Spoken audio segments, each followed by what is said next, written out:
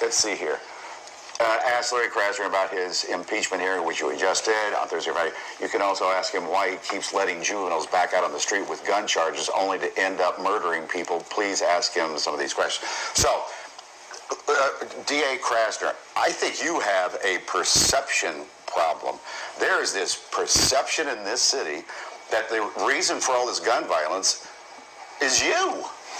Well, I don't, and I'll tell you why I don't. There was an election. It happened in November. We took more than 2/3 of all Democrats and 72% of the city. There are people who want to put out the idea that there's a perception problem, but the reason we're going through this is they know they cannot defeat these ideas in an election. The areas of the city where we had the highest levels of support, we're talking like 80, 84% levels of support, were the areas most affected by gun violence because they believe in what we're trying to do, which is a combination of modern enforcement and prevention. Why is that perception there? You have to admit it's there.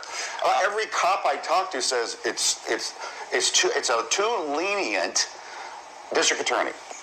The perception is there for political reasons and only within certain communities. As I said, maybe they could explain why I'm getting 84% support in areas that are most affected by gun violence. Those areas have not been helped by doing things like it was still 1954.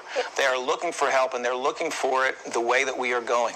But when it comes to also cases, overall, we know when it comes to cases that have been withdrawn or dismissed, according to your website, 65% of all cases have been withdrawn or dismissed. When it comes to gun possession, 49% of them withdrawn or dismissed.